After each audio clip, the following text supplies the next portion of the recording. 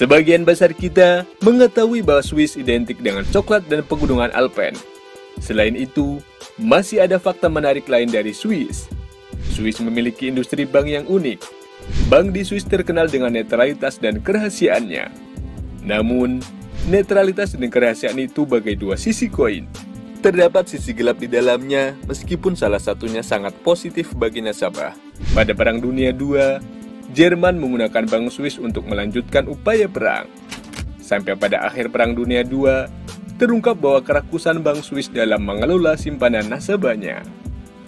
Tidak seperti negara Eropa lainnya yang terobsesi dengan ekspansi wilayah, Swiss negara yang memiliki kepekaan yang tajam untuk kekuatan ekonomi. Oleh karenanya, sejak dahulu, Swiss terus mengembangkan kerahasiaan perbankan untuk melindungi anonimitas nasabahnya. Dalam situasi geopolitiknya, kebijakan Swiss ini sangat masuk akal karena negara ini juga mengambil kebijakan netralitas senjata dalam upaya melindungi diri dan bank-banknya.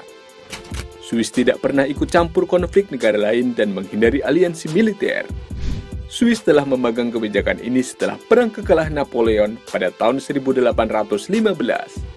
Saat Perang Dunia II terjadi dan Swiss dikepung oleh negara poros dan sekutu, dalam mempertahankan dirinya, Swiss mengerahkan 1 juta tentara untuk menghindari invasi.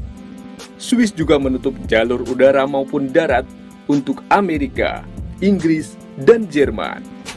Siapapun yang kedapatan melanggar kebijakan ini akan ditempatkan di kamp interniran Swiss.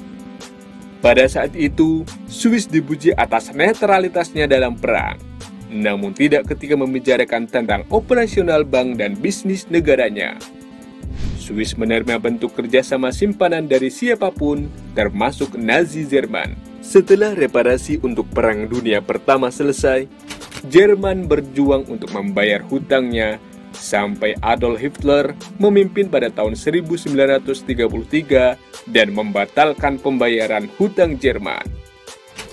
Rencana Hitler adalah penjarahan terorganisir kepada individu maupun negara yang ia invasi. Hitler membuat kebijakan The Kansach atau Art Protection. Kebijakan tersebut adalah menyita hasil karya atau lukisan dan akan dikembalikan setelah perang selesai.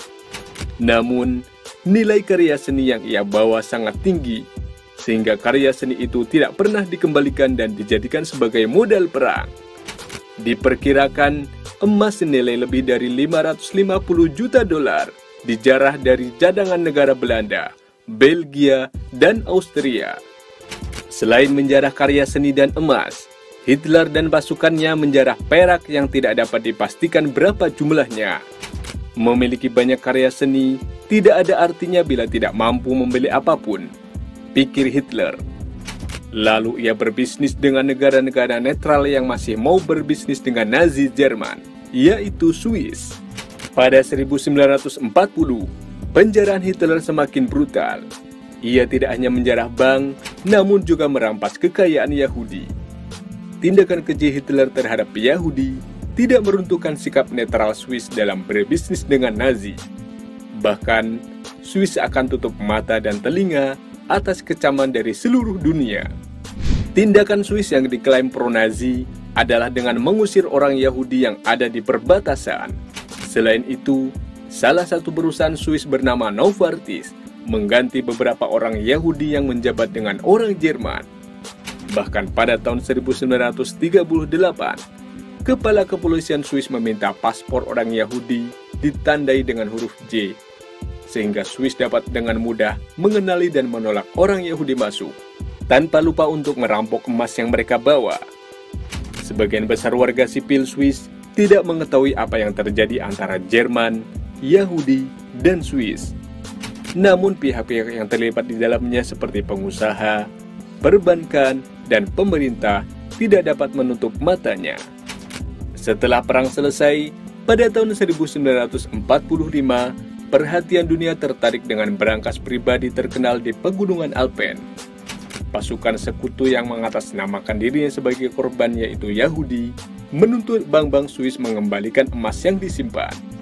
Akhirnya, melalui perjanjian Washington pada 1946, Swiss mengembalikan 60 juta dolar kepada para korban dan keluarga setahun setelah perang selesai.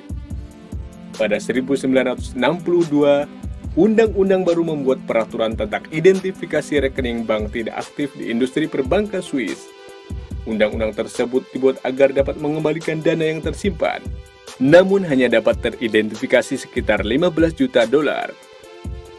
Dewan Yahudi Dunia pada tahun 1996 membentuk komite untuk menyelidiki bank yang ada di Swiss. Setelah 2 tahun melakukan penyelidikan, tercatat bahwa Nazi Jerman menyimpan 100 ton emas di Swiss.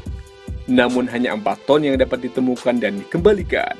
Dewan Yahudi Dunia yang saat itu dipimpin oleh Edgar Bronfman menggugat bank dan perusahaan Swiss yang berkontribusi dalam penjarahan orang Yahudi dengan Jerman.